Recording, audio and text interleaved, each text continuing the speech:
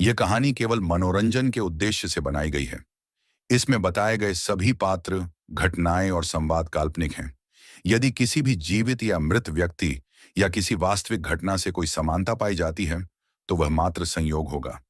इस कहानी का उद्देश्य किसी की भावनाओं को आहत करना, भ्रम फैलाना या किसी भी प्रकार की हानि को बढ़ावा देना नहीं है। हम इस कहानी में दिखाए गए किसी भी असुरक्षित, गैरकानूनी या अनुचित गतिविधि को बढ़ावा नहीं देते या समर्थन नहीं करते। आपके सहयोग के लिए धन्यवाद। फिर स्वाति मिस्त्री ने कई बड़ी बहनों के साथ मिलकर प्यार भरे अंदाज में फुसफुसाना शुरू किया। वाह, मैंने अभी डायरेक्टर को देखा। वह बहुत हैंडसम है। मैंने अपनी जिंदगी में इतना सुंदर आदमी कभी नहीं देखा। हाँ, वह बेहद हैंडसम है, बिल्कुल वही दबंग डायरेक्टर टाइप। अरे, मैं तो मर रही हूँ। मैं वाकई डायरेक्टर पर मेरी गो राउंड की तरह बैठना चाहती हूँ। ठीक है, तुम सब हटो, मुझे आने दो। एक खूबसूरत महिला, जिसका फिगर बेहद आकर्षक था, हल्के नीले रंग की वर्दी में आगे बढ़ी। उसका शरीर पूरी तरह उभरा हुआ था। वह थी रिया शर्मा, हाल ही में भर्ती हुई कर्मचारी, जो पहले फ्लाइट अटेंडेंट थी। खूबसूरती के मामले में वह दूसरी बहनों से थोड़ा बेहतर थी, करीब 87 अंक। उसकी प्लीटेड स्कर्ट के नीचे 101 सेमी लंबी गोरी टांगें थीं, जो बहुत खूबसूरत थीं। दीदी, कमाल की। अपनी बहनों की मदद से रिया ने अपनी जैकेट के 2 बटन खोले और मन ही मन फॉर्मूला दोहराया। 1234, 2234। एस पायलट लड़ाई के लिए आवेदन करती है। बालों को झटका, सलाम। रिया ने डायरेक्टर सूइट के दरवाजे पर दस्तक दी। सिद्धार्थ रॉय ने नजरें उठाईं। कोई हलचल नहीं। हालांकि कल रात नैना के घर कुछ नहीं हुआ, लेकिन कई फायदे थे। मसलन नैना के साथ टीवी देखना, जो सिर्फ पतले, हल्के पारदर्शी पजामे में थी। साथ ही सिद्धार्थ ने नैना के सोते समय मौका पाकर थोड़ा बहुत मजा लिया।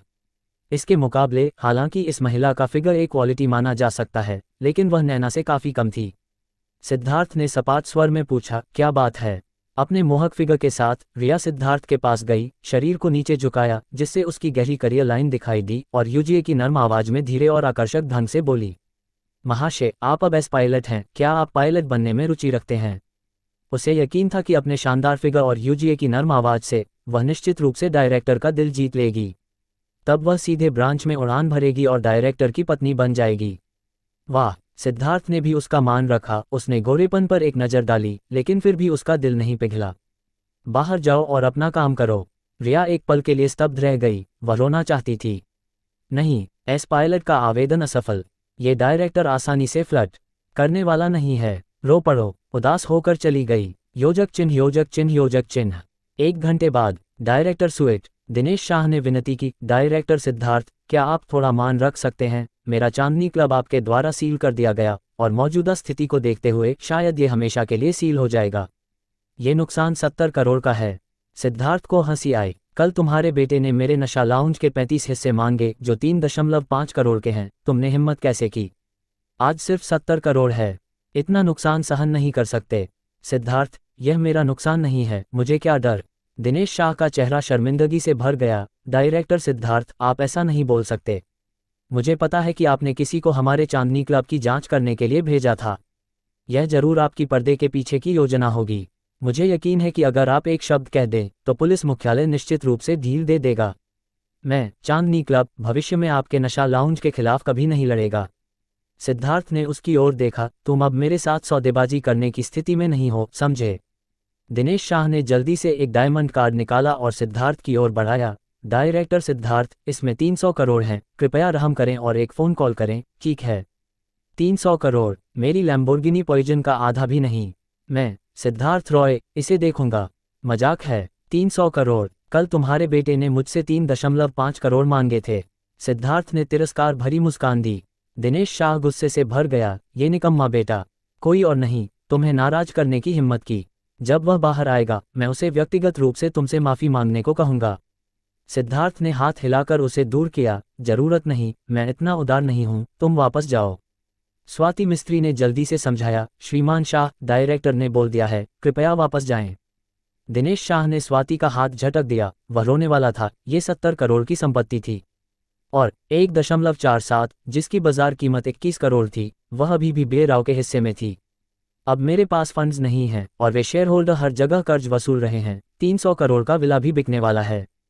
कोई रास्ता नहीं बचा। दिनेश शाह की आंखें खून से लाल थीं, और उसने विनती की, डायरेक्टर सिद्धार्थ, कृपया मुझ पर रहम करें और एक शर्त रखें। जब तक ये ज़्यादा ना हो, मैं स्वीकार कर सकता हूँ। सिद्धार्थ ने हल्के से मुस्कुराया, तुम्हारा चांदनी क्लब के सभी हिस्से मुझे 7,000 करोड़ में ट्रांसफ़र कर दो। 7,000 करोड़? दिनेश शाह की आंखें फैल गईं। डायरेक्टर सिद्धार्थ, 7,000 करोड़ थोड़ा कम नहीं है।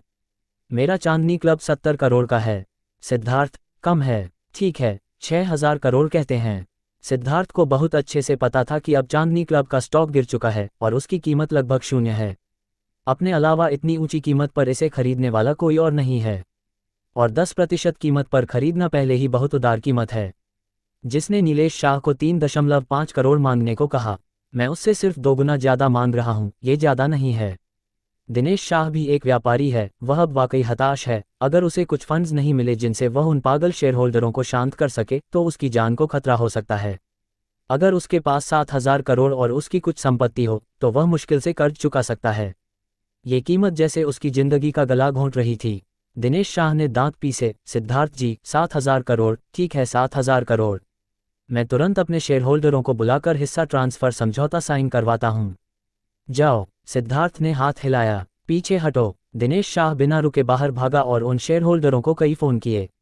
सिद्धार्थ ने भी पुलिस मुख्यालय के कप्तान रवि ठाकुर को फ़ोन किया। पिछली बार मुख्यालय में रिपोर्ट करने गए थे, तब रवि ठाकुर से अच्छी बात हुई थी। दोनों की मुलाकात देर से हुई थी।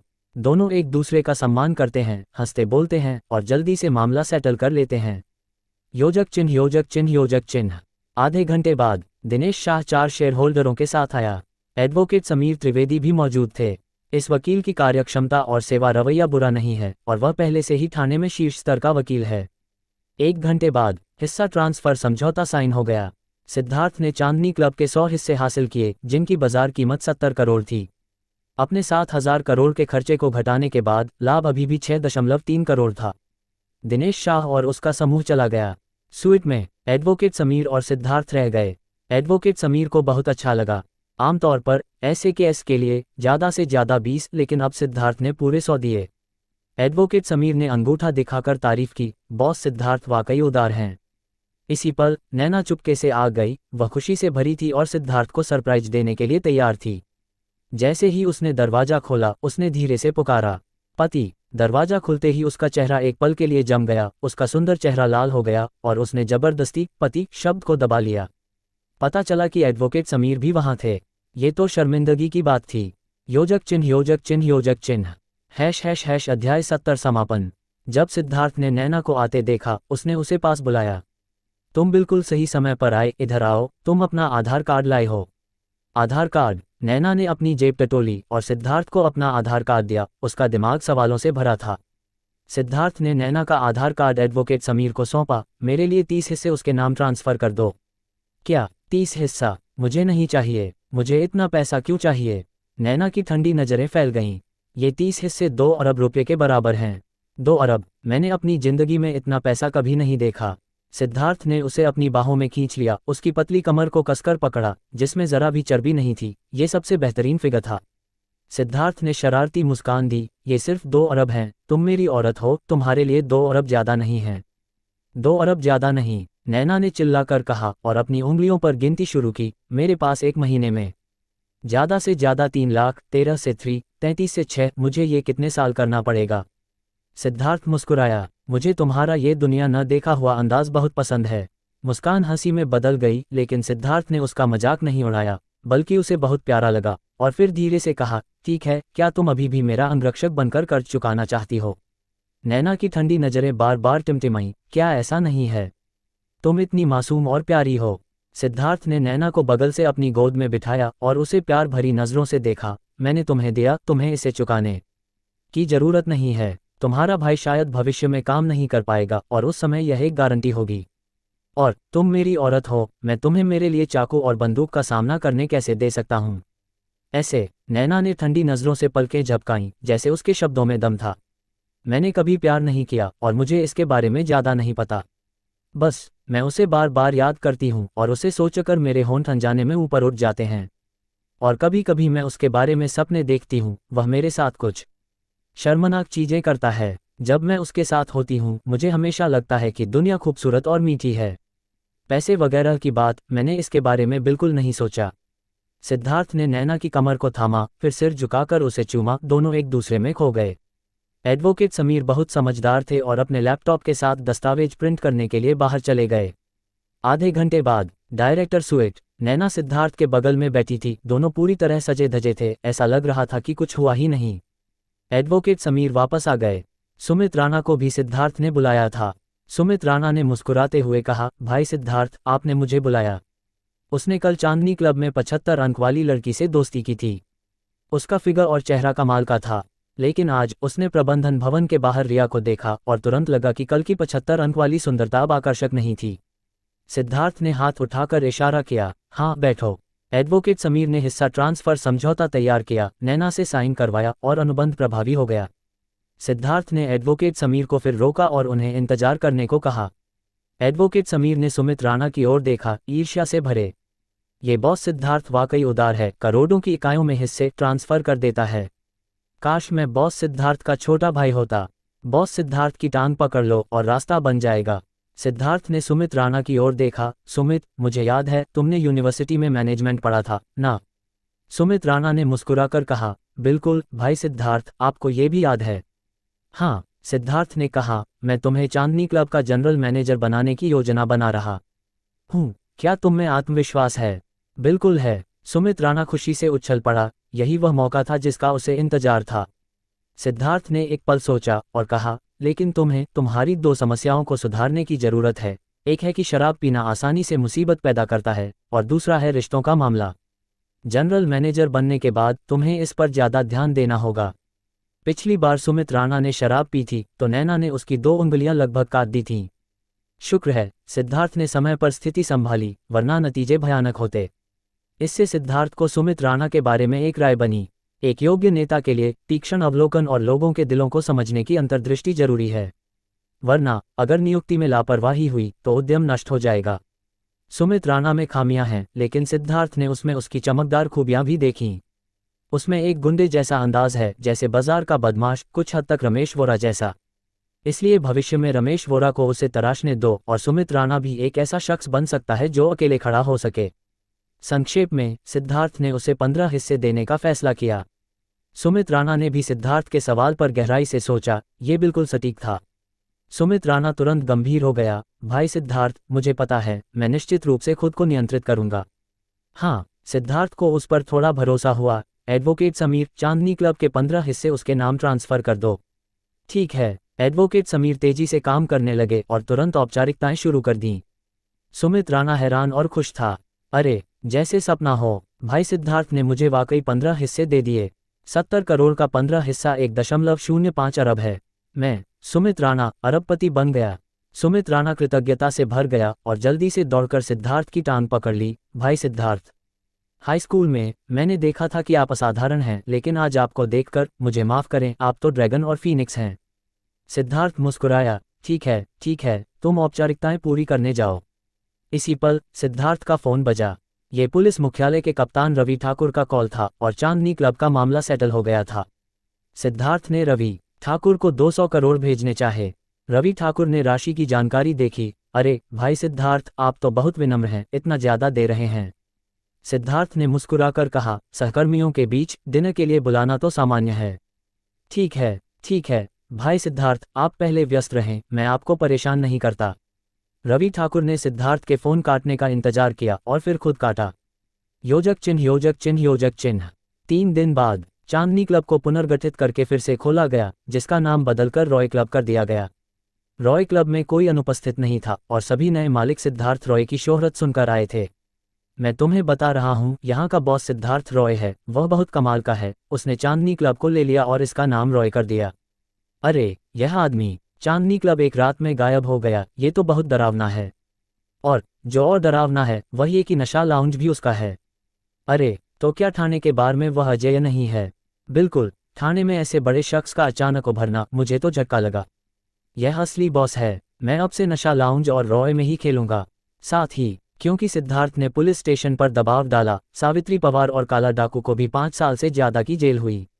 वे नीलेश शाह को मन ही मन कोस रहे थे, अगर इस मूर्ख की हिस्सा हड़पने की योजना न होती तो वे पुलिस स्टेशन में नहीं पकड़े जाते। अब तो बाहर निकलना मुश्किल है। नीलेश शाह बच निकला, लेकिन उनका शाह परिवार पहले ही ढह चुका है। सारी संपत्ति को कर्ज चुकाने के लिए मजबूरन बेचना पड़ा और अब शायद उनके पास ज़्यादा कुछ बचा नहीं है, यहाँ तक कि एक गाड़ी भी नहीं। सड़क किनारे शाह पिता पुत्र की हालत दयनीय थी। सड़क किनारे भुने शकरकंद की खुशबू उन्हें स्वादिष्ट और शानदार लग रही थी। नीलेश शाह की आंखें अचानक चमक उठीं। पिताजी, मुझे याद आया, मेरे पास एक डायमंड कार्ड है जिसमें बहुत सारा पैसा है। दिनेश शाह को गुस्सा आया, तुम बेकार बेटे, तुमने मेरी सैकड़ों करोड़ की संपत्ति एक रात में बर्बाद कर दी। तुम्हारे कार्ड में कितना बचा है? पिताजी, तुम्हें वापस पहाड़ ले जाएंगे। पिताजी, मैं आपको जरूर सरप्राइज दूंगा। मुझे याद है कि इस कार्ड में बहुत सारा पैसा बचा है। 100 करोड़ नहीं तो 50 तो होंगे ही। नीलेश शाह बहुत उत्साहित था और जल्दी से एक एटीएम ढूंढकर बैलेंस चेक करने गया। उसके पिता दिनेश शाह उत्साह से देख रहे थे। सरप्राइज कितना बड़ा है, अभी भी उम्मीद थी। नीलेश शाह ने पासवर्ड डाला और बैलेंस चेक किया। 685.06। अरे, सिर्फ 685 रुपये। ये कैसा सरप्राइज? तुम बेकार बेटे, मैं तुम्हें मार डालूंगा। दिनेश शाह गुस्से से आग बबूला हो गए और उसे लात मारी। योजक चिन्ह, योजक चिन्ह, योजक चिन्ह। Imperial capital dragon city Yunding Lanshan villa क्षेत्र में एक हत्या हुई और आपराधिक पुलिस ब्रिगेड वर्तमान में जांच में शामिल है। योजक चिन्ह, योजक चिन्ह, योजक चिन्ह। # अध्याय 71। ठाणे 1 बजे। रॉय क्लब खचाखच भरा था। इसकी लोकप्रियता ने नशा लाउंज को भी पीछे छोड़ दिया। शाम को सिद्धार्थ ने शेरू को सुरक्षा विभाग का प्रमुख बनाया और बाकी भाइयों को भी औपचारिक रूप से पदों पर नियुक्त किया। उद्घाटन समारोह की तैयारी के बाद सुमित राणा को इसे संभालने दिया ताकि सिद्धार्थ को इन झंझटों में न पड़ना पड़े। नैना का घर एक 3 मंजिला बंगला था। सिद्धार्थ ने समय देखा, ब्लूटूथ हेडसेट लगाया और नैना को बालकनी में ले गया। सिद्धार्थ ने कहा, तुम पहले मेरे साथ थी, तुम्हें आतिशबाजी देखना पसंद था ना? नैना ने अपनी बड़ी आंखें झपकाईं। हाँ, उस समय सबसे खुशी की बात थी कि नए साल में अपने दादाजी और छोटे भाई के साथ गांव में आतिशबाजी देखना। ये वाकई खूबसूरत था, लेकिन शहर में मुझे वह एहसास फिर से नहीं मिला। तो आज मैं तुम्हारे साथ देखूंगा, देखते हैं कि क्या तुम्हें बचपन का वह एहसास वापस मिलता है। उधर देखो। सिद्धार्थ ने उस अंधेरे आकाश की ओर इशारा किया और नैना ने ध्यान से देखा। दरअसल जिस पल सिद्धार्थ ने सुना कि नैना को आतिशबाजी पसंद है, उसने तुरंत देश की शीर्ष आतिशबाजी टीम से संपर्क किया और उन्हें तुरंत पहुंचने को कहा। आधा दिन लगा तैयारी में, सिर्फ नैना को सरप्राइज देने के लिए। अचानक सिद्धार्थ ने उंगलियां चटकाईं। 500 मीटर दूर क्षितिज से एक लौ उठी, जिसने रात के अंधेरे आकाश को चीर दिया और सीधे आसमान में उड़ गई। बूम सा सा सा। पल भर में रात का आकाश एक रंगीन बगीचे की तरह हो गया। रंग बिरंगी आतिशबाजियां क्रिस्टल पत्थरों की तरह चमक रही थीं और रंगीन आतिशबाजियां रंग बिरंगी रेशम की तरह थीं। जैसे सुनहरा लाल झरना ऊपर से नीचे बह रहा हो। उड़ता हुआ प्रवाह 3000 फीट नीचे गया और ऐसा लगा जैसे आकाशगंगा 9 तक गिर गई। इस कविता का उपयोग करना अतिशयोक्ति नहीं है। इस पल ठाणे में पूरे शहर में सनसनी फैल गई। सभी ने अपने मोबाइल फोन उठाए और इस खूबसूरत पल को जोर शोर से फिल्माया और रिकॉर्ड किया। अरे, आतिशबाजियां इतनी खूबसूरत हैं, बहुत शानदार। पता नहीं कौन इतना अमीर है।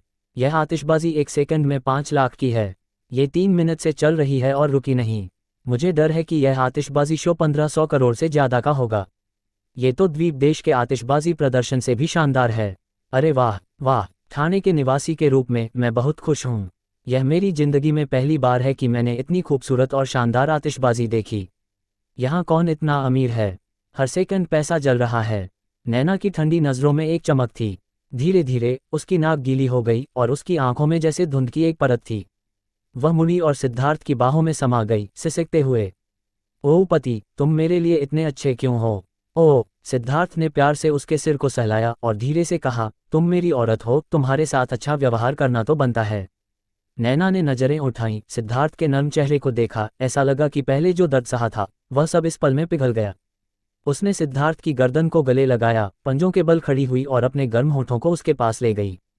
ये गर्मजोशी भरा एहसास उसे सुरक्षित और गर्म लग रहा था और उसके होंठ नम थे। कुछ देर चूमने के बाद आतिशबाजियां धीरे धीरे रुक गईं। 5 मिनट और 20 सेकंड तक चली, कुल 1600 करोड़ की। सिद्धार्थ ने उसे धीरे से छोड़ा। नैना ने ठंडी नजरों से देखा, कुछ शंका के साथ सिद्धार्थ को देखा और चिंतित होकर पूछा, क्या हुआ? सिद्धार्थ ने जैसे उसके विचार पढ़ लिए और गर्मजोशी भरी मुस्कान के साथ कहा, अभी की आतिशबाजियां सबके लिए एक साथ देखने के लिए थीं और अगली आतिशबाजियां तुम्हारे लिए एक साथ देखने के लिए हैं। क्या? और नैना ने अपनी ठंडी नजरें फैलाईं, अविश्वास में सिद्धार्थ को देखा। क्या अभी की करोड़ों की आतिशबाजियां सिर्फ शुरुआत थीं? 500 मीटर दूर भारत की शीर्ष आतिशबाजी टीम तैयार थी। लीडर रवि गुप्ता ने प्रशंसा किए बिना नहीं रह सके। ये श्रीमान रॉय वाकई बड़े खिलाड़ी हैं। मैंने 21 साल तक सीढ़ी आतिशबाजियां विकसित की हैं। इसकी कीमत 3000 करोड़ है और उन्होंने बिना हिचकिचाहट के सहमति दे दी। आतिशबाजी टीम की 2 महिला सहायकों में बहुत ईर्ष्या थी। अगर मेरा ऐसा पति होता तो मैं खुशी से मर जाती। एक रात में 4600 करोड़ जलाए। बॉस रॉय ने आदेश दिया है, चलो शुरू करते हैं। हाँ, दोनों सहायकों ने दोनों तरफ की आग की तारों को एक साथ जलाया और नीचे तुरंत विस्फोट हुआ। फिर चिंगारियां सीढ़ी की तरह ऊपर जलती चली गईं। इस तरह की आतिशबाजी को सीढ़ी आतिशबाजी कहते हैं। दुनिया में अनोखी आतिशबाजियां 6200 घन मीटर के हाइड्रोजन गुब्बारे द्वारा खींची गई। यह आतिशबाजियों से भरी तार की रस्सी की सीढ़ी से बनी है। आतिशबाजी की सीढ़ी जलाने के बाद आतिशबाजियां सीधे आसमान तक उड़ सकती हैं। 500 मीटर तक। आतिशबाजियों को आसमान की ओर उड़ते देख पूरा शहर हैरान रह गया। स्तब्ध। उन्होंने पहली बार ऐसी आतिशबाजियां देखी थीं। पूरा शहर खामोश था, अभूतपूर्व शांति। जैसे समय ठहर गया हो। ठाणे ने सिर उठाकर 500 मीटर की सीढ़ी आतिशबाजियों को निहारा। नैना खामोशी से देख रही थी। उसकी आंखें पहले से ही लाल थीं, जैसे एक बिल्ली सिद्धार्थ की बाहों में समाई हो। उसकी आवाज बहुत नर्म थी। पति। सिद्धार्थ ने सीढ़ी की आतिशबाजियों को देखा और मुस्कुराकर कहा, अगर मौका मिला तो मैं तुम्हें निश्चित रूप से उस नौ के पार ले जाऊंगा, नई दुनिया देखने। हाँ, नैना ने सिर हिलाया। यह मूल रूप से मजाक था, लेकिन अप्रत्याशित रूप से कई साल बाद ये वाकई हकीकत बन गया। बेशक, यह एक और कहानी है। सीढ़ी आतिशबाजियां 60 सेकंड तक जलीं और पूरा शहर 60 सेकंड तक खामोश रहा। काफी देर बाद पूरे शहर के लोगों का मूड शांत नहीं हो सका। ये बहुत चौंकाने वाला था। ये कौन जल रहा है ऐसी चौंकाने वाली आतिशबाजियां? ये 2 आतिशबाजियां सिर्फ 6 मिनट में, कीमत शायद 4000 करोड़ होगी। हाय, ठाणे के निवासी के रूप में मैं बहुत भाग्यशाली हूँ। तुम लोग, क्या ये रॉय क्लब और नशा लाउंज के मालिक सिद्धार्थ रॉय हो सकते हैं? रॉय क्लब, नशा लाउंज, टीआई आतिशबाजियां, यह जरूर वही है। बॉस ने जरूर आतिशबाजियां चलवाईं। बिल्कुल, आज रॉय क्लब का नया उद्घाटन है। यह उद्घाटन का जश्न मनाने के लिए चलाई गई होगी। हाँ, कोई गलती नहीं, ये वही है। वाह, बिग ब्रदर सिद्धार्थ रॉय वाकई मेरा आदर्श है। मैं बॉस सिद्धार्थ रॉय का बहुत आभारी हूं कि उन्होंने हमें ऐसी शानदार आतिशबाजियां दिखाईं। हम बहुत खुश हैं। मैं निश्चित रूप से रॉय क्लब में कुछ चक्कर लगाऊंगा। मैं भी। मैंने वीडियो भी रिकॉर्ड किया। मुझे इसे सोशल मीडिया पर डालना होगा। नागरिकों ने गलती की और वे वाकई सही अनुमान लगा गए। उस रात सोशल मीडिया पर तहलका मच गया। रॉय क्लब के मालिक सिद्धार्थ रॉय ने 4000 करोड़ की आतिशबाजियां चलाईं जश्न के लिए। वीडियो देखो। सिद्धार्थ रॉय और नैना कुलकर्णी एक साथ गर्म पानी की फुहारों में भीग रहे थे। पानी उनके बालों पर छिड़क रहा था और वे एक दूसरे को भूलकर चूम रहे थे। नैना का सुंदर चेहरा गर्म था। सिद्धार्थ ने उनकी कमर पर कुछ निशानों को सहलाया। उनके चेहरे पर दुख दिखाई दिया। फिर उन्होंने नैना को गोद में उठाया और बिस्तर पर लिटा दिया। नैना की काया बेहद खूबसूरत थी, हर इंच परफेक्ट, और उनकी ऐस आकार की फिगर पूरी तरह निखर रही थी। सिद्धार्थ बहुत नर्म थे और दोनों धीरे धीरे एक हो गए। खिड़की के बाहर बारिश थमने का नाम नहीं ले रही थी और घर में रोशनी टिमटिमा रही थी। ये रात नींद के बिना बीतने वाली थी। वसंत की बारिश पूरे 5 घंटे चली और घर की रोशनी सुबह तक नहीं बुझी। कई चादरें बदली गईं, जिनमें से एक पर हल्का लाल रंग था। नैना पहले कभी इतनी थकी नहीं थीं। सिद्धार्थ के पास लेटी हुई वे एक जंगली बिल्ली की तरह थीं जिसने अपने नाखून खींच लिए हों। वे बेहद प्यारी लग रही थीं। उनका चेहरा मधुर और सुंदर था। सिद्धार्थ ने एक सिगरेट जलाई, फिर भी उन्हें संतुष्टि नहीं मिली। नैना का स्वभाव आज़ाद और दोस्ताना था। बाहर से ठंडी लेकिन अंदर से गर्म और थोड़ी विरोधाभासी प्यारी। सिद्धार्थ को वे बहुत पसंद थीं। उन्हें नैना के समय की कुछ बातें भी पता चलीं। पता चला कि उनके पिता ने 2 शादियां की थीं। अर्णव कुलकर्णी उनकी दूसरी पत्नी का बेटा था, लेकिन नैना उसे अपने छोटे भाई की तरह मानती थी और कोई भेदभाव नहीं करती थीं। परिवार में कई महिलाएं पुरुषों से ऊपर थीं। पिता की मृत्यु के बाद नैना ने हमेशा एक अच्छी बहन की भूमिका निभाई और अर्णव के लिए खाना, कपड़े और पढ़ाई का खर्च बिना किसी शर्त के दिया। और उन्हें सिद्धार्थ और ऐश्वर्या सेन के बारे में पहले से पता था और उन्हें कोई आपत्ति नहीं थी। इस तरह की समझदारी ने सिद्धार्थ को और भी पसंद किया। डिंग, विशेष उपलब्धि सक्रिय हुई और साइन इन सफल रहा। पुरस्कार, बीकेसी कॉर्पोरेट टावर में एक बिजनेस बिल्डिंग। पता, number 23, BKC centre, Navi Mumbai, imperial city. वर्तमान अनुभव मूल्य LV1। क्या बात है, सिद्धार्थ चौंक गए। यह आज की विशेष उपलब्धि थी। पुरस्कार मिला और इतना बड़ा पुरस्कार। BKC corporate tower. बीकेसी क्या है? जैसा कि नाम से पता चलता है, ये भारत में वित्त को नियंत्रित करने वाली सबसे शक्तिशाली जगह है। अगर बीकेसी में कोई समस्या हो, जैसे पूरी सड़क में बिजली गुल होना या किसी इमारत में आग लगना, तो भारत का पूरा वित्तीय सिस्टम ठप हो जाएगा। कल्पना करें कि यह जगह कितनी महत्वपूर्ण है। और बीकेसी में हर इंच जमीन की कीमत आसमान छूती है। एक इमारत किसी बड़े समूह का मुख्यालय होती है। यहाँ प्रति वर्ग मीटर की कीमत 20 लाख रुपये से ज़्यादा है। कुल मूल्य 2500 करोड़ से शुरू होता है। यहाँ किराया भी प्रति वर्ग मीटर 1 लाख रुपये है। यह इमारत कितनी बड़ी है? रूढ़िगत अनुमान से 10,000 वर्ग मीटर और प्रतिदिन का किराया लाखों में है। साल में 365 दिन। मेरा सोचकर देखो, कमाल हो गया। उम्मीद नहीं थी ऐसा करने से गुप्त उपलब्धि मिलेगी। सिद्धार्थ ने सो रही नैना को फिर से देखा और उनके नाजुक खूबसूरत चेहरे को छूने से खुद को रोक नहीं पाए। आखिरकार नैना मार्शल आर्ट्स की प्रैक्टिस करती थी, इसलिए उनकी त्वचा का हर इंच बेहद सख्त और लचीला था और छूने में शानदार लगता था। लगता है जब वे जागेंगी तो कुछ और बार करना पड़ेगा, क्या पता फिर से सक्रिय हो जाए। अगले दिन सिद्धार्थ ने वोटेक्स हाइपरकार को नवी मुंबई वापस चलाया। Fortis prime hospital, elite ward 7। जिम्मेदार डॉक्टर से जांच के बाद अर्नव की टांग की चोट बहुत अच्छी तरह ठीक हो रही थी। अर्नव खुशी खुशी दलिया पी रहा था। दीदी और जीजा, आप दोनों का साथ होना बहुत अच्छा है। वास्तव में मैं पहली बार जीजा से मिला तो मुझे बहुत अच्छा लगा। हाय, कोई उपाय नहीं, यह आकर्षण ऐसा है कि पुरुष हो या महिला, कोई रोक नहीं सकता। सिद्धार्थ मुस्कुराए और बोले, अर्नव, अपनी दीदी की बात सुन, तुम्हें तर्क पसंद है ना? जीजा ने तुम्हारे लिए कुछ किताबें खरीदी हैं, बोर होने पर पढ़ लेना। अर्नव ने किताब ली और खजाना मिलने की तरह खुश हो गया। वाह, शेरलॉक टेल्स और फाल्कन सागा, ये मेरी पसंदीदा हैं, मैं इन्हें खरीद भी नहीं पाया, धन्यवाद जीजा। नैना भी पास में बहुत खुश थी और परिवार ने खुशी खुशी समय बिताया। तभी टीवी पर एक खबर आई। हाल ही में नवी मुंबई के एमरल्ड हिल्स एस्टेट में एक हत्या हुई। मृतक एक युवा महिला थी। पुलिस अभी जांच कर रही है। आसपास के निवासियों से अनुरोध है कि अगर उनके पास कोई सुराग हो तो पुलिस से संपर्क करें। सिद्धार्थ की नज़रें ठहर गईं। एमरल्ड हिल्स एस्टेट, क्या यह ऐश्वर्या का इलाका नहीं है? सिद्धार्थ ने जल्दी से फ़ोन उठाया, व्हाट्सएप खोला और देखा कि ऐश्वर्या से 2 दिन पहले से संपर्क टूटा हुआ था। पहले तो उन्हें लगा कि शायद दूसरा पक्ष व्यस्त है, लेकिन नैना बहुत अच्छी तरह से चेहरों को पढ़ लेती थीं। उन्होंने एक नज़र में सिद्धार्थ के विचार समझ लिए और टटोलते हुए पूछा, क्या ऐश्वर्या दीदी को कुछ हुआ है? सिद्धार्थ ने सिर हिलाया, हाँ, संभव है। नैना ने गंभीरता से कहा, तो तुम जाकर देख क्यों नहीं लेते? सिद्धार्थ की आंखों में चमक आई। उन्हें सामने वाली इस महिला से बहुत प्यार था, इतनी समझदार। सिद्धार्थ कुछ कदम आगे बढ़े, नैना को हल्के से चूमा और नर्म मुस्कान के साथ बोले, तो मैं जाकर देखता हूँ और जल्दी वापस आऊँगा। हाँ, चिंता मत करो, मैं हूँ यहाँ। उम्मीद है ऐश्वर्या दीदी ठीक हों। नैना भी थोड़ा चिंतित थीं। अगर प्राथमिकता की बात करें तो लगता है मैंने किसी और का प्रेमी छीन लिया। इसके लिए उन्हें थोड़ा अपराधबोध हुआ। सिद्धार्थ ने सिर हिलाया और पहले वार्ड से निकल गए। Emerald hills estate, Navi Mumbai crime branch के कुछ पुलिस वाले सबूत इकट्ठा कर रहे थे और अन्य निवासियों से बयान ले रहे थे। कुछ लोगों के अनुसार हमलावर करीब 182 सेमी लंबा था और सुंदर दिखता था। आपराधिक मनोविज्ञान के अनुसार अपराधी के अपराध स्थल पर लौटने की बहुत संभावना होती है। भीड़ में एक बहुत खूबसूरत पुलिसवाली बहुत ध्यान खींच रही थी। किरण राठौर आज भी वीर और साहसी दिख रही थीं। उनकी सुंदर फिगर ने पुलिस की वर्दी को भी तान दिया था। सुंदर और नाजुक, लेकिन उनका चेहरा, जो आमतौर पर हल्का रहता था, अब गंभीरता से भरा था। तभी एक पुलिसवाले ने एक रहस्यमयी आदमी को देखा, जिसके चेहरे की बनावट अपराधी से बहुत मिलती थी, और तुरंत इशारा किया, कप्तान, वहाँ एक संदिग्ध व्यक्ति है। किरण की नज़रें तुरंत घूमी और उन्होंने एक लंबा चौड़ा आकृति देखा। लगता है सब कुछ सही दिशा में जा रहा है, पीछा करो। किरण के एक आदेश पर 7 पुलिसवाले तेजी से उस आदमी के पीछे दौड़े।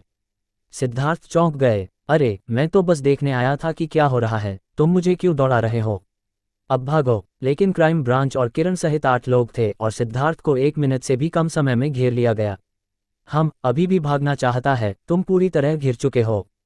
किरण को गर्व था। जब उन्होंने सिद्धार्थ का चेहरा साफ देखा, उनकी आंखें चौड़ी हो गईं, वे बहुत चौंक गईं। अरे तुम! सिद्धार्थ भी बहुत लाचार थे। दुश्मनों का रास्ता संकरा होता है। हाँ, मैं ही हूँ। कितना संयोग। किरण हंस पड़ी और बोली, हाँ, लोहे के जूते घिस गए, कहीं नहीं मिला और यहाँ आसानी से मिल गया। हथकड़ी लगाओ और ले चलो। एक आदेश के साथ 7 पुलिसवाले तेजी से आए और सिद्धार्थ को हथकड़ी लगा दी। पुलिसवाला 1, हिलना मत। पुलिसवाला 2, ईमानदार रह। किरण सिद्धार्थ के पास आई और उन्हें ऊपर से नीचे तक देखा। हम बहुत सुंदर, मुझसे 10 सेंटीमीटर से ज़्यादा लंबा, अपराधी की सभी विशेषताओं से मेल खाता है।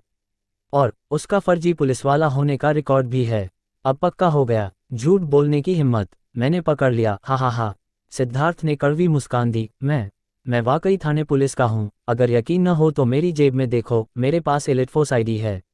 अभी भी मुझसे फ़ायदा उठाने की कोशिश। मुझे छूने को कह रहे हो, खूबसूरत सोचते हो। हल्का सा, किरण ने चंचलता से जीभ निकाली। तुम झूठ बोलते हो, लोगों को बेवकूफ़ बनाते हो। मैं, किरण राठौर, बहुत चालाक हूँ। तुम्हारी बात पर यकीन नहीं करूंगी, एक भी अल्पविराम पर नहीं। पहले मेरे साथ थाने चलो। ठीक है। सिद्धार्थ को मजबूरी में हार माननी पड़ी। वे सीधे थे और छाया के टेढ़े होने से नहीं डरते थे। वैसे ये भी पता कर सकते हैं कि मृतक कौन है। नवी मुंबई क्राइम ब्रांच, पूछताछ कक्ष। 2 युवा और जोशीले पुलिस वाले रोहित शेखावत और अमित यादव सिद्धार्थ से पूछताछ कर रहे थे। इस दौरान उनकी देवी किरण उस 10 सेकंड के रील्स क्लिप की वजह से सिद्धार्थ के कारण न खा रही थी, न पी रही थी, और उन्होंने ये सब देखा था। आज आखिरकार अपराधी को पकड़ लिया गया। हमें अपनी देवी किरण के लिए गुस्सा निकालना होगा और संदिग्ध अपराधी को सजा देनी होगी। हमारी देवी किरण को परेशान करने की कीमत चुकानी पड़ेगी। रोहित ने सीधा चेहरा बनाया और मेज पर जोर से थपथपाया। लड़के, मेरे सामने ईमानदार रह और बता, तेरा नाम क्या है? 3 साल पहले 5 मई को तू कहाँ था? सिद्धार्थ कुर्सी पर टिके थे और आलस से जवाब दिया। सिद्धार्थ रॉय, 3 साल पहले मैं थाने में था। 2 पुलिस वालों के बार बार सवालों के सामने सिद्धार्थ शांत और संयमित थे। न केवल उन्होंने कोई गलती नहीं की, बल्कि मृतक का भी पता लगा लिया। ये जानकर कि यह ऐश्वर्या नहीं थी, उन्होंने राहत की सांस ली और उनके साथ अच्छे से बात करने की योजना बनाई। बाहर खड़ी किरण मुलाकात की खिड़की से चुपके से झांक रही थी और ऐसा लग रहा था कि चीजें अच्छी तरह चल रही थीं। पास में कई पुलिस वाले जोर शोर से चर्चा कर रहे थे। आखिरकार उसे पकड़ लिया। किरण दीदी वाकई बुद्धिमान है। हाँ, किरण दीदी ने आपराधिक मनोविज्ञान पढ़ा है। हमारी पुलिस वाली, खूबसूरत और प्रतिभाशाली देवी किरण। मेरी आदर्श प्रशंसा के शब्द उनके कानों में गूंज रहे थे। किरण बहुत खुश थी और जल्दी से फोन उठाकर एक शांत कोना ढूंढा और डीसीपी राजेश राठौर, अपने पिता को फोन किया। फोन जल्दी कनेक्ट हो गया। किरण की खूबसूरत आंखें चमक रही थीं, उम्मीद से भरी। पापा, मैंने उस लड़के को पकड़ लिया जो फर्जी पुलिस वाला बन रहा था। उससे पूछताछ चल रही है। बहुत संभावना है कि वह एमरल्ड हिल्स एस्टेट में हत्यारा है। राजेश चौंक गए और डांटते हुए बोले, तूने उसे बिना वजह क्यों पकड़ा? कुछ ढंग का काम कर सकती है। किरण स्तब्ध रह गई। अरे, क्या ये ढंग का काम नहीं है? और वह हमारी हत्यारे की विशेषताओं से मेल खाता है। राजेश गुस्से में फट पड़े। मेल खाता होगा तेरे साइड से। जल्दी कर, उसे तुरंत छोड़ दे। उद्धरण चिन्ह प्रश्नवाचक चिन्ह प्रश्नवाचक चिन्ह प्रश्नवाचक चिन्ह उद्धरण चिन्ह। किरण की खूबसूरत आंखें अविश्वास से चौड़ी हो गईं। पापा, वह फर्जी पुलिस वाला नहीं है। तुझमें थोड़ी भी समझ नहीं है। मैंने तुझे इतना सिखाया ताकि तू मेरी नाक कटवाए। तुझे पता है सिद्धार्थ रॉय कौन है? राष्ट्रीय स्तर का विशेष पुलिस वाला, जिसका पद तुझसे एक स्तर ऊपर है। उसे पकड़ लिया। तू अपराध कर रही है। ये सरासर बकवास है। राजेश गुस्से में खड़े हो गए और बड़बड़ाने लगे, अगर यह बात ऊपर तक पहुंची तो मैं, तेरा बाप, अपनी इज्जत कहाँ रखूंगा? तू मुझे सचमुच गुस्सा दिला रही है। किरण, तेरा दिमाग सचमुच तेरी माँ पर गया है और चेहरा मुझ पर। किरण ने फोन काट दिया। उनका प्यारा और तेज चेहरा धीरे धीरे मंद पड़ गया और उनका मुंह फूल गया। अन्याय का बोध। पिछली बार तुम ऐसे नहीं थे, और लोग तो साफ कहते हैं कि मैं अपनी माँ जैसी दिखती हूँ। किरण की खूबसूरत आंखों में तुरंत आंसू छलक आए। उनकी नाक लाल होकर हल्की सिकुड़ गई। वे रोते हुए बाथरूम में भागीं। आईने में अपने सुपर सुंदर चेहरे को देखकर उन्होंने अपने जीवन पर संदेह करना शुरू कर दिया। क्या मैं, किरण राठौर, पुलिसवाली बनने के लायक नहीं हूँ? मैं इतनी चतुर, इतनी होशियार, इतनी सुंदर, सौंदर्य और बुद्धि का संगम। फिर मैंने इतना बड़ा भूल कैसे कर दिया? ये सामान्य नहीं है। कुछ आत्मसंघर्ष के बाद किरण की आंखों में चमक आई। अचानक रोना बंद कर दिया। पाउडर मुट्ठी और हथेली पर प्रहार। मैं समझ गई। यह नहीं कि मैं अच्छी नहीं हूँ, ये सिद्धार्थ बहुत शक्तिशाली है। वह राष्ट्रीय स्तर का विशेष पुलिस वाला है। उसने न केवल मुझे धोखा दिया, बल्कि उसकी जानकारी बहुत गोपनीय है। पापा को पिछली बार सिद्धार्थ की पहचान का पता नहीं होगा, इसलिए उन्होंने ऐसा किया। इस तरह मैं वास्तव में सही हूँ। हाँ, ऐसा ही होगा। किरण ने जल्दी से टिश्यू उठाया और अपने आंसू पोंछे। उनकी आंखें अभी भी लाल थीं। वे वापसी कर रही थीं।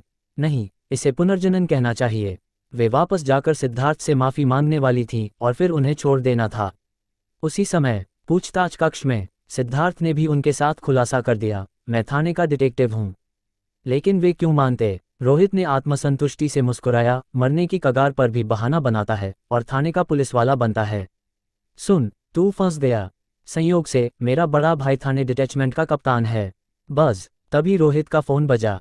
रोहित बहुत उत्साहित था। भाई, बहुत अच्छा, मैं तुम्हें डिस्टर्ब करने से डर रहा था, इसलिए फ़ोन नहीं किया, लेकिन तुमने कर दिया। हमने यहाँ एक संदिग्ध को पकड़ा है जो थाने का विशेष पुलिस वाला बन रहा है। रोहित शेखावत। रोहित, तुझे नहीं पता कि यह सिद्धार्थ भाई हैं क्या? हाँ, सिद्ध। रोहित की आंखें चौड़ी हो गईं, उनका चेहरा धीरे धीरे जम गया। भाई, तुम क्या कह रहे हो? सिद्धार्थ भाई, रोहित शेखावत ने मुस्कुराकर कहा। हाँ सिद्धार्थ भाई, मेरी उनसे बहुत अच्छी दोस्ती है। वे 4 साल पहले थाने आए थे और अब थाने में हर कोई उन्हें जानता है। रोहित पूरी तरह से हक्का बक्का रह गया। उसने स्पीकर चालू किया। भाई, सुनकर देख कि यह वही है। सिद्धार्थ ने नमस्ते कहा। हाय शेखावत भाई। रोहित शेखावत ने आवाज़ सुनी और बहुत आत्मीयता से बोले, अरे सिद्धार्थ भाई, तुम यहाँ कैसे?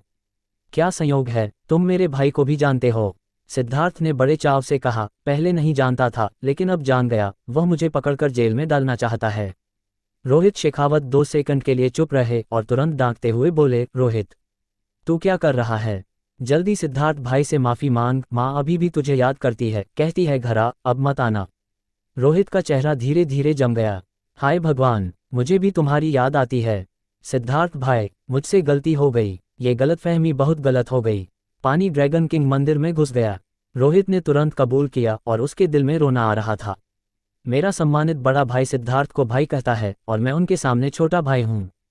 किरण वापस आई और जब उन्होंने पुलिस वालों के समूह को उनकी तारीफ करते देखा तो उन्हें थोड़ा शर्मिंदगी महसूस हुई। खांसी खांसी, उन्होंने गला साफ किया और पूछताछ कक्ष का दरवाजा खोला। सामने का दृश्य देखकर वे हक्का बक्का रह गईं। सिद्धार्थ कुर्सी पर टिके थे, उनके पैर पूछताछ की मेज पर थे। रोहित उनके कंधे दबा रहा था और अमित उनके पैर। रोहित का चेहरा चापलूसी भरा था। सिद्धार्थ भाई, मेरे लिए और भाई के लिए कह दीजिए, मुझे घर जाने दीजिए।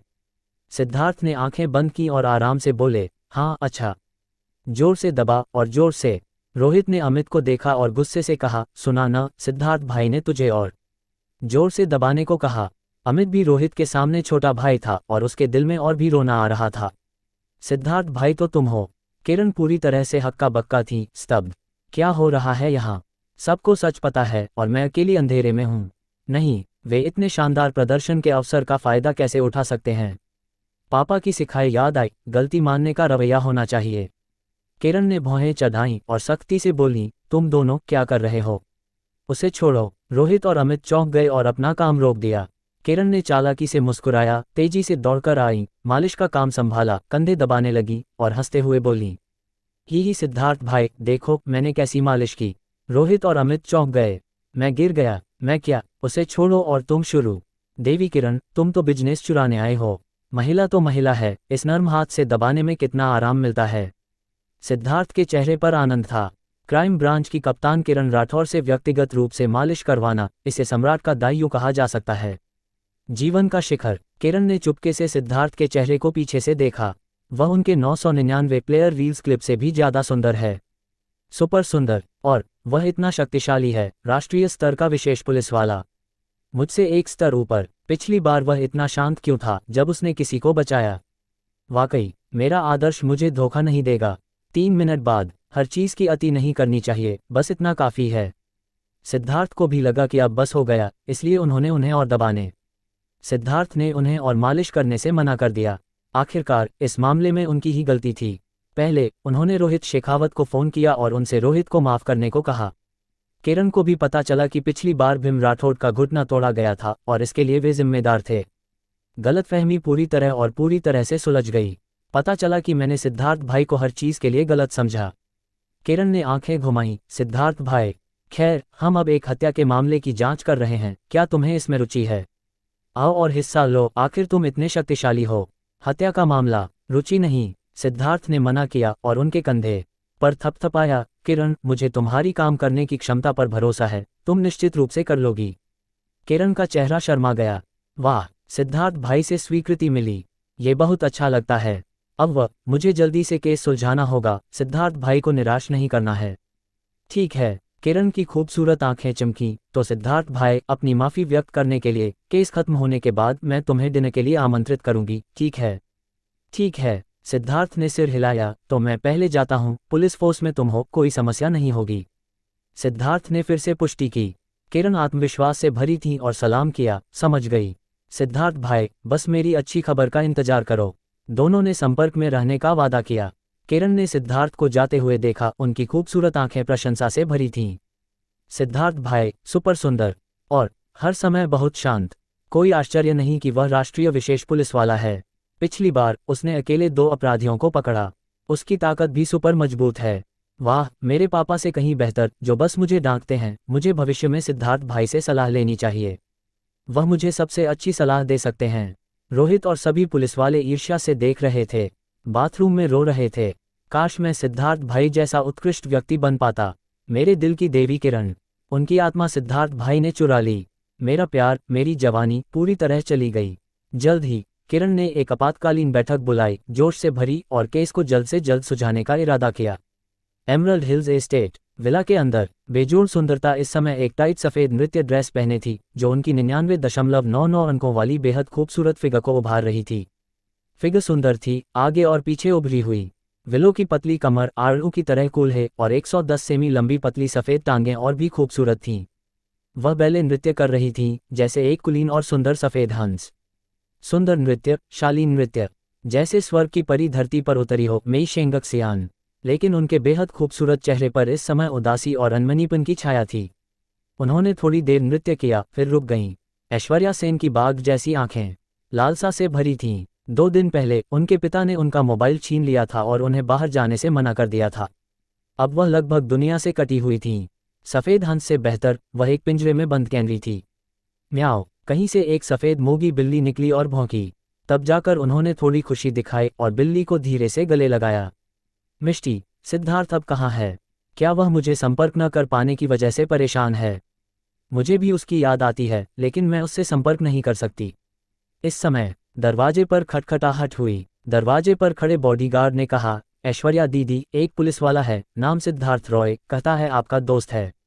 क्या आप उससे मिलना चाहेंगी? ऐश्वर्या की झील जैसी आंखें चौड़ी हो गईं। उन्होंने फौरन दरवाजा खोला। सचमुच बाहर वही शख्स खड़ा था जिसे वह दिन रात याद करती थीं। सिद्धार्थ रॉय। इस पल बिना कुछ और सोचे वह सिद्धार्थ की बाहों में झपट पड़ी और सिसकते हुए बोली, तुम आखिरकार आए। मैंने सोचा था कि मैं तुमसे फिर कभी नहीं मिल पाऊंगी। उनका शरीर इतना नर्म, इतना सुगंधित था, एक शालीन खुशबू के साथ, और उनकी नृत्य पोशाक ने उनकी बेहद खूबसूरत लंबी सफ़ेद टांगों को लगभग पूरी तरह उजागर कर दिया था। सिद्धार्थ किसी और पुरुष को ऐसी अद्भुत सुंदरता देखने की इजाज़त नहीं दे सकते थे। उन्होंने फौरन उसे ढक दिया ताकि बॉडीगार्ड न देख सकें। बॉडीगार्ड समझदारी से चला गया। सिद्धार्थ ने ऐश्वर्या की कमर में हाथ डाला और लिविंग रूम में घुसे। लिविंग रूम बेहद शानदार था, मजबूत ब्रिटिश शैली के साथ, जिसमें कुलीनता और शालीनता झलक रही थी। ऐश्वर्या की झील जैसी आंखें बातें कर रही थीं और उनकी मुस्कान चांदनी की तरह थी। इस समय उनकी लंबी पलकों पर कुछ क्रिस्टल जैसे ओस की बूंदें थीं, जो बेहद खूबसूरत थीं। सिद्धार्थ की नज़रें ऐश्वर्या की 110 सेंटीमीटर की बेजोड़ टांगों पर पड़ीं। ये शारीरिक अनुपात तो बस एनीमे की परफेक्ट देवी के हिसाब से डिज़ाइन किया गया था। बहुत खूबसूरत। क्या तुम नृत्य का अभ्यास कर रही थीं? ऐश्वर्या का सुंदर चेहरा हल्का गर्म हो गया। क्योंकि सामने सिद्धार्थ थे, इसलिए उन्होंने संकोच नहीं किया। हाँ, बैले नृत्य कर रही थी। घर में लगभग सड़ रही हूँ, बस मिष्टी मेरे साथ है। सिद्धार्थ ने बिल्ली को उठाया और देखा कि यह मादा है, तो उसे नीचे रख दिया। ऐश्वर्या की वह रोमांचक फिगर, जो पहली नज़र में दिल धड़का दे, उसे दूसरा कोई नर प्राणी नहीं देख सकता था। दोनों ने थोड़ी देर बात की और सिद्धार्थ को पता चला कि ऐश्वर्या के पिता उन्हें वकील बनने देने के लिए बिल्कुल तैयार नहीं थे और हाल ही में आसपास इतनी भयानक घटना हुई थी। इसलिए उन्होंने उन्हें घर पर ही रहने को कहा और उनका मोबाइल भी ले लिया। सिर्फ हत्यारे के पकड़े जाने तक उन्हें बाहर जाने की इजाज़त थी। ऐश्वर्या ने बात खत्म की और अचानक सिद्धार्थ की बाँह पकड़ ली, हल्के से रगड़ा और नर्म और नखरे भरे अंदाज में बोली, सिद्धार्थ, तुम अभी पुलिस वाले बनकर आए थे ना? क्या तुम उस हत्यारे को पकड़ सकते हो ताकि मैं बाहर जा सकूं? एक पुलिस वाले के तौर पर नागरिकों की समस्याएं सुलझाना उनका फर्ज था। ये काम मुझ पर छोड़ दो। सिद्धार्थ ने शरारती मुस्कान दी, लेकिन पहले तुम्हें मुझे चूमना होगा। ऐश्वर्या की झील जैसी आंखें झपकीं। उन्होंने कभी कभी सिर्फ अपने पिता को चूमा था और दूसरे लड़कों का हाथ भी नहीं पकड़ा था। चूमने की तो बात ही छोड़ दो। लेकिन अगर यह सिद्धार्थ की बात है, वैसे भी देर सबेर ऐश्वर्या ने आंखें बंद की, उनके गुलाबी और नर्म होंठ धीरे धीरे सिद्धार्थ के चेहरे के पास आए और हल्के से चूमा। मुआ। सिद्धार्थ ऐश्वर्या के गर्म होठों के हल्के नर्म स्पर्श से पहले ही बहुत संतुष्ट थे। हर चीज को धीरे धीरे करना होता है, और वह ऐश्वर्या की पूरी तरह से किशोरी जैसी मासूमियत देख सकते थे। ये पहले ही एक बड़ा कदम था। सिद्धार्थ ने ऐश्वर्या के सिर को प्यार से सहलाया। ठीक है, घर पर अच्छे से रहो और मेरी अच्छी खबर का इंतजार करो। ठीक है। ऐश्वर्या की झील जैसी आंखें चमक रही थीं, पता नहीं क्यों उन्हें सिद्धार्थ पर हमेशा पूरा भरोसा था।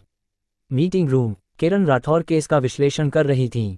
ऊपर से हम पर दबाव है, इसलिए ये केस बहुत महत्वपूर्ण है।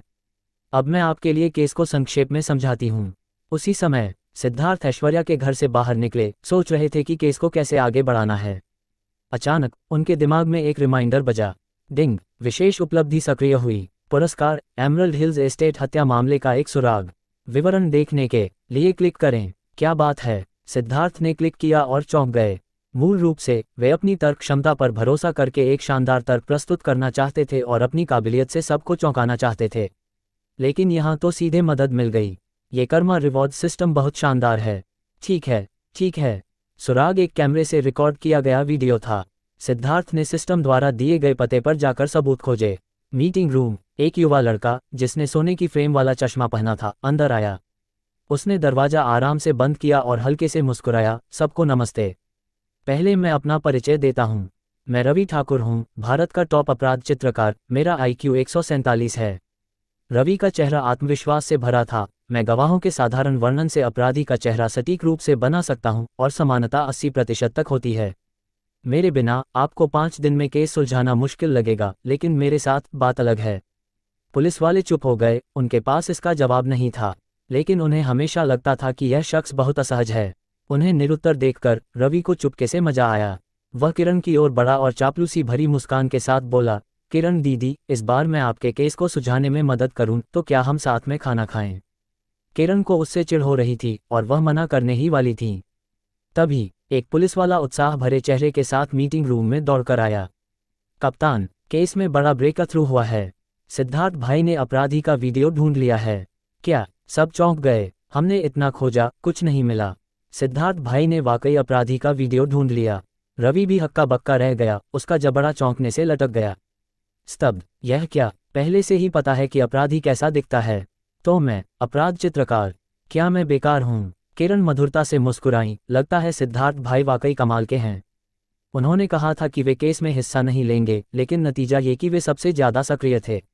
यही तो वह वाकई मेरे साथ डेट करना चाहते हैं। रवि को देखकर किरण ने अपनी मुस्कान समेट ली और सपाट स्वर में बोली, यहाँ तुम्हारी जरूरत नहीं है, तुम फ्लाइट बुक करके वापस जा सकते हो। पफ। रवि को लगा कि उसका दिल बुरी तरह आहत हुआ। तुम्हारे शब्द बहुत क्रूर हैं। सब मीटिंग रूम से बाहर भागे। सिद्धार्थ ने पहले ही पुलिस से अपराधी का वीडियो एंटीलोप कंप्यूटर में कॉपी करवा दिया था। किरण ने सिद्धार्थ को अविश्वास भरी नजरों से देखा। सिद्धार्थ भाई, तुमने वह वीडियो कैसे ढूंढा? हमने 3 बार खोजा और कुछ नहीं मिला। सिद्धार्थ गंभीर थे, धैर्य, आत्मविश्वास और दृढ़ता। वाह, ये तो बहुत सही बात है। किरण ने प्रशंसा भरी नजरों से उन्हें देखा। सिद्धार्थ भाई, तुम बहुत शानदार हो, मुझे तुमसे बहुत कुछ सीखना है। जब रवि ने ये देखा, उसका चेहरा तुरंत हरा पड़ गया। अरे, लोगों के बीच इतना बड़ा अंतर कैसे हो सकता है? पुलिस वाले भी प्रशंसा से भरे थे और एक के बाद एक अंगूठा दिखा रहे थे। सिद्धार्थ भाई राष्ट्रीय स्तर के विशेष पुलिस वाले हैं, ये तो बनता है। सिद्धार्थ भाई की व्यक्तिगत क्षमता बहुत मजबूत है। एक आदमी ने अपराधी का इतना पक्का सबूत कैसे खोज लिया? सिद्धार्थ भाई बिल्कुल सही हैं। अब से सिद्धार्थ भाई मेरे आदर्श हैं। हम सब उनसे सीखेंगे। ये वाकई विशेषज्ञ है, एक बार में पता चल जाता है। सिद्धार्थ भाई जैसी खोज क्षमता के साथ कौन उन्हें सिखाने की हिम्मत करेगा? उस रवि ठाकुर से कहीं बेहतर है। वह बस एक चित्र बनाता है और सिद्धार्थ भाई ने सीधे वीडियो भेज दिया, वो भी चलता हुआ। हाँ, कोई तुलना ही नहीं है। जब रवि ने ये सुना, वह और भी शर्मिंदा हो गया। एक कोना ढूंढकर रोने लगा। किरण ने वीडियो पर नजर डाली, जिसमें अपराधी के नकली सिक्योरिटी यूनिफॉर्म को नष्ट करने की पूरी प्रक्रिया दिख रही थी। चेहरा साफ तौर पर कैप्चर हुआ था। किरण ने अपनी मुट्ठियां भींच लीं। हम उसे 5 दिन में जरूर पकड़ लेंगे। सिद्धार्थ ने सोचा, 5 दिन भी बहुत ज्यादा हैं। अब तुरंत पूरे शहर को सील करो, इनाम की घोषणा करो और 1 दिन में उसे पकड़कर सजा दिलाओ। सब पुलिस वाले चौंक गए। ये बहुत तेज है। दूसरों ने 5 दिन का समय दिया है। यहाँ सीधे आकर ऊपर वालों की इज्जत नहीं रखनी। इनाम की घोषणा की जा सकती है, लेकिन किरण ने जीभ निकाली और शर्मिंदगी से मुस्कुराई। सिद्धार्थ भाई, दरअसल हमारी पुलिस फोर्स के पास अभी इतना पैसा नहीं है। ये सुनते ही रवि की आंखें चमक उठीं। मेरा प्रदर्शन का मौका आ गया। मेरे पास है, मेरे पास है। मैं 30 लाख दे सकता हूँ। रवि ने हाथ उठाया और स्वेच्छा से कहा, मैं भारत का टॉप अपराध चित्रकार हूँ। मेरी मासिक आय 7 से 8 लाख है। मैंने 4 महीने की तनख्वाह इनाम के लिए दी, इसमें कोई दबाव नहीं है। मेरे पास 30 लाख हैं और तुम, सिद्धार्थ भाई, राष्ट्रीय भत्ते पर जीते हो। तुम्हारी मासिक तनख्वाह मेरी तनख्वाह का 1/3 भी नहीं होगी। हा। रवि को चुपके से मजा आया और उसने एक बैंक कार्ड निकाला, बहुत उदारता से। लो, मेरा कार्ड स्वाइप करो। 30 लाख। सिद्धार्थ को थोड़ी नफरत हुई। बस 30 लाख? मुझे डर है कि नागरिक उत्साहित नहीं होंगे। रवि स्पष्ट रूप से नाराज था और पूछा, केवल 30 लाख का क्या मतलब? क्या तुम 30 लाख का इनाम दे सकते हो? सिद्धार्थ चुप रहे, जैसे किसी मंदबुद्धि को देख रहे हों। ये शख्स कौन है? मैं इसे पहली बार क्यों देख रहा हूँ? किरण ने आंखें झपकाईं। मैं भी ज्यादा परिचित नहीं हूँ। सुनने में वह एक चित्रकार है। चित्रकार? 30 लाख निकालना वाकई अच्छा है। ये पैसा अपने पास रखो। सिद्धार्थ ने रवि को दया से देखा। सबके सामने शान से बोले, खबर फैलाओ और 50 करोड़ का इनाम घोषित करो। हत्यारे को पकड़ो और सजा दिलाओ, भले ही पुलिस फोर्स उसे पकड़े। समझे? मैं ये पैसा दूंगा। सब ने एक साथ सांस खींची। उनकी आंखें बल्ब की तरह चमक रही थीं और वे तुरंत फट पड़े। वाह, 50 करोड़! ये 50 करोड़ है। ये कमाने का मौका है। अगर मैं अपराधी को पकड़ लूं तो पुलिस वाला क्या करूंगा? इस्तीफा देकर घर जाकर बिजनेस करूंगा। चलो, अगर आज उसे पकड़ लिया तो सोएंगे नहीं। पुलिस वाले पहले कभी इतने उत्साहित नहीं थे। ये 50 करोड़ है। मैं पूरी जिंदगी में इतना नहीं कमा सकता। यह मत कहो कि पुलिस वाले जनता की सेवा करते हैं, उन्हें भी खाना है, ठीक है? रवि का चेहरा तुरंत जम गया। वह सवाल करना चाहता था कि क्या सिद्धार्थ खाली बातें कर रहे हैं, लेकिन बोलने से पहले सिद्धार्थ ने पलटकर किरण के खाते में 520 करोड़ ट्रांसफर कर दिए। सिद्धार्थ का कोई और मतलब नहीं था। अतिरिक्त 20 लाख तुम्हारी मेहनत के लिए हैं, ये काम तुम पर छोड़ता हूँ। 520। किरण इस साफ सुथरे नंबर को देखकर शर्मा गईं। उन्हें कुछ याद आया। क्या वह कुछ संकेत दे रहे हैं? रवि को ऐसा लगा जैसे उसने मक्खी खा ली हो। इसने उसकी पूरी विश्वदृष्टि को उलट-पुलट कर दिया। पुलिस वाले की तनख्वाह इतनी ज्यादा होती है? अगर मुझे पहले पता होता तो मैं अपराध चित्रकार क्या करता। कम तनख्वाह? बहुत दुखी हूँ। अरे, मैं रोना चाहता हूँ। मैं भी पुलिस वाला बनना चाहता हूँ। अचानक रवि रुको। करोड़पति बनने का मौका तो सामने है। रवि ने जल्दी से सिद्धार्थ का पीछा किया और पूछा, सिद्धार्थ भाई, अगर मैं अपराधी को पकड़ूं तो मुझे इनाम मिलेगा? हाँ, अच्छे से करो। सिद्धार्थ को उससे बहस करने की फुर्सत नहीं थी। मैं, सिद्धार्थ रॉय, सभी नदियों को स्वीकार करता हूँ। क्या मुझे एक चित्रकार की परवाह होगी? क्राइम ब्रांच काम की गति बेहद तेज थी। सार्वजनिक सुरक्षा सिस्टम और चित्र तुलना तकनीक के जरिए अपराधी की पहचान की जानकारी सीधे सामने आ गई। पूरे नेटवर्क पर घोषणा की गई। नाम, मनोज रावल। लिंग, पुरुष। जन्मस्थान, imperial city, Navi Mumbai. ID number 6,52,01,991। उसी समय पूरे शहर को सील कर दिया गया। 50 करोड़ का इनाम घोषणा सीधे पूरे नेटवर्क पर जारी की गई, जो तुरंत वायरल हो गई। व्हाट्सएप, रील्स, क्लिप और अन्य प्रमुख लाइव प्रसारण मंचों पर छा गई। सड़क पर एक जोड़े ने व्हाट्सएप खोला और यह इनाम घोषणा देखी। उनकी आंखें तुरंत चमक उठीं। वाह बेबी, चलो अब इस आदमी को पकड़ते हैं। अगर पकड़ लिया तो हमारे पास 50 करोड़ होंगे। हाय बेबी, ये तो सच है। ये क्राइम ब्रांच की घोषणा है। अगर पकड़ लिया तो शादी का तोहफा मिल जाएगा। एक निवासी के घर एक छात्र अपने मोबाइल पर खेल रहा था और अचानक यह इनाम नोटिफिकेशन पॉपअप हुआ। उसने तुरंत अपने माता पिता को बुलाया, जो कमरे में काम कर रहे थे। पिता ने पैंट भी नहीं पहनी थी और बच्चे को पीटने वाला था, लेकिन खबर देखकर उनकी आंखें चमक उठीं। वाह, 50 करोड़! ये 50 करोड़ है। हमारा कमाने का मौका आ गया। युवा महिला ने रजाई उठाई और नखरे से बोली, अरे भूत, क्या तू कर सकता है? कर सकता हूँ। पुरुष कैसे नहीं कर सकता? तुम दोनों बस मेरा इंतजार करो, मैं 50 करोड़ लेकर आता हूँ। तुरंत पैंट पहनी, पास में रखी झाड़ू उठाए और बाहर भागा। अमेरिका में सेब हैं, भारत में अनानास। अनानास mobile offline retail store. Manager ने जोशीला भाषण दिया। हमारा सहकर्मी मनोज रावल हत्यारा निकला और अब फरार है। इस वजह से हमने अपने रिश्तेदार को खत्म करने का फैसला किया है। बिल्कुल 50 करोड़ के लिए नहीं।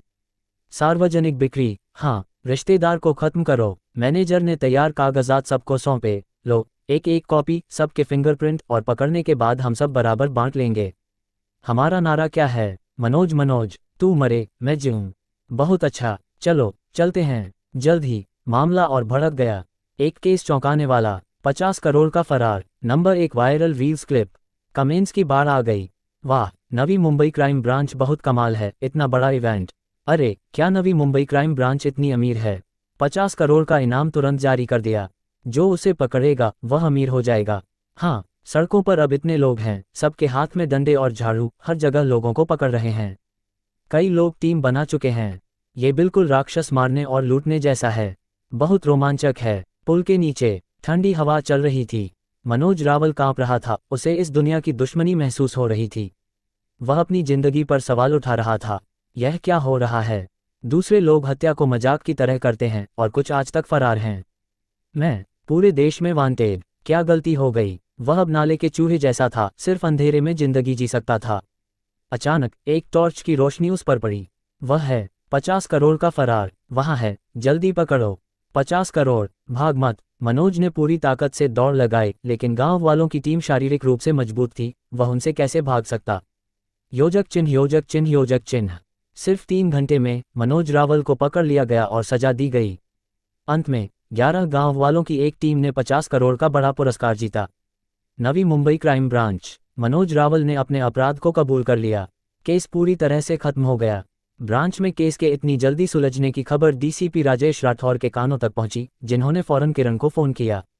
बेटी, तुमने आखिरकार मुझे गर्व करने का मौका दिया। ये 50 करोड़ कहाँ से आए? किरण, ये सिद्धार्थ भाई ने फंड किए।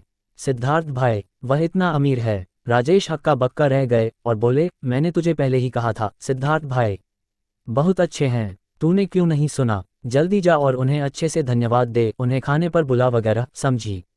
ये कब कहा था? बाद में होशियारी। हम किरण गर्व से बोली, तुम्हें सिखाने की जरूरत नहीं, मैंने पहले ही उन्हें डिनर के लिए बुला लिया है।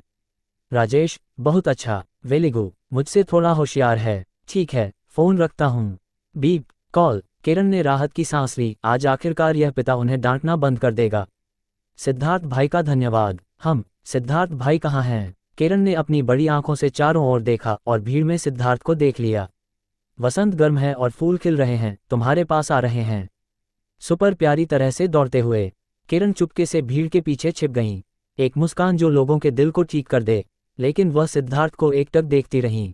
वह हमेशा इतना चमकदार, इतना उत्कृष्ट, सुपर सुंदर, मेरे आदर्श के लायक। भीड़ में सिद्धार्थ ने अपना बैंक कार्ड निकाला। तुम सब ने आज रात बहुत मेहनत की, ब्रांच के नाम पर मैं तुम्हें बोनस देता हूँ, प्रोत्साहन के लिए। सब पुलिस वाले खुशी से चिल्लाए। वाह, सिद्धार्थ भाई कमाल हैं। सिद्धार्थ भाई, तुम बहुत सुंदर हो, हम तुमसे प्यार करते हैं। सिद्धार्थ भाई, तुम वाकई हमारे आदर्श हो। अगर मैं औरत होती तो सिद्धार्थ भाई, मैं तुम्हारा पीछा करती। सिद्धार्थ ने शामिल हुए दर्जनों पुलिस वालों में से प्रत्येक को 10 लाख बांटे। फिर उन्होंने किरण की नज़र देखी और मुस्कुराकर पूछा, किरण, क्या बात है? हाँ, केस खत्म हो गया। वादे के मुताबिक क्या हम कल रात को एक साथ डिनर करें? किरण के गोरे चेहरे पर हल्की लालिमा थी और वह वाकई बहुत प्यारी लग रही थी। ठीक है, सिद्धार्थ मुस्कुराए और सहमत हो गए और उन्हें गंभीरता से देखा। इस पुलिसवाली की फिगर काफ़ी आकर्षक है और वह वर्दी में भी इस आकार का कब दिखा सकती हैं। शारीरिक अनुपात में परफेक्ट टाइप, और प्यारा और तेज दिखने वाला यूके लोलिता टाइप हो सकता है। सब THANSA से ज़्यादा महत्वपूर्ण, मैंने उन्हें 2 बार धोखा भी दिया। इस डिनर को उनकी माफ़ी के तौर पर ले लो। दोनों क्राइम ब्रांच के दरवाजे तक चले। वाह, यह क्या है? किरण सामने एक राक्षस को देखकर चौंक गईं।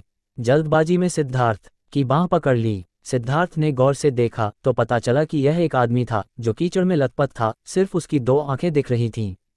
उसकी परिचित नज़रों के आधार पर ही सिद्धार्थ ने उसे पहचाना। ये वही चित्रकार था। सिद्धार्थ ने उत्सुकता से पूछा, भाई क्या हुआ? तू ऐसा कैसे हो गया? रवि जोर से रो पड़ा और भावुक होकर बोला, मैं अभी अपराधी को पकड़ने गया था ना। जब गांव वालों ने अपराधी को पकड़ा, मैं वहां था। बहुत देर हो चुकी थी और मैं सबसे पहले दौड़ा। उन्होंने मुझे धक्का दे दिया और वहां एक गड्ढा था। ये तो बहुत बुरा हुआ। सिद्धार्थ ने सोचा और फिर पूछा, तो तूने कोई होटल वगैरह ढूंढकर इसका इलाज क्यों नहीं किया? रवि और जोर से रोया, मैं भी चाहता था, लेकिन जब मैं कीचड़ से बाहर निकला तो मुझे पता चला कि मेरा मोबाइल और वॉलेट सब गायब है। मैं हार मान चुका हूँ। अब ये बुरा नहीं रहा, ये तो पूरी तरह भयानक है। अजीब। सिद्धार्थ ने अपने वॉलेट से कुछ 100 रुपये के नोट निकाले। लो, मैं तुझे पुरस्कार देता हूँ, 800 रुपये। रवि ने लिया और जल्दी से धन्यवाद दिया। धन्यवाद धन्यवाद। सिद्धार्थ और किरण चले गए। रवि एक पल के लिए हक्का बक्का रह गया, पत्थर हो गया।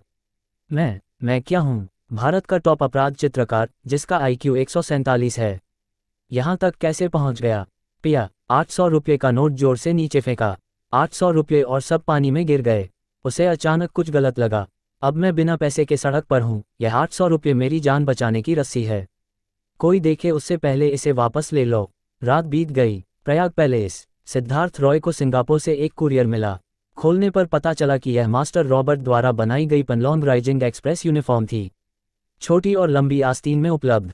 प्रत्येक के 2 सेट। यूनिफॉर्म के पीछे रेशम की सोने की धागों से बना एक जीवंत 5 पंजों वाला सुनहरा ड्रैगन था। शानदार और आलीशान, दबंगई झलक रही थी। शुनफेंग एक्सप्रेस टॉप। सिद्धार्थ ने पनलोंग राइजिंग कुरियर यूनिफॉर्म पहनी थी और वे तरोताजा दिख रहे थे। उन्हें लगा कि आज कुरियर डिलीवरी का मूड बहुत अच्छा हो गया है।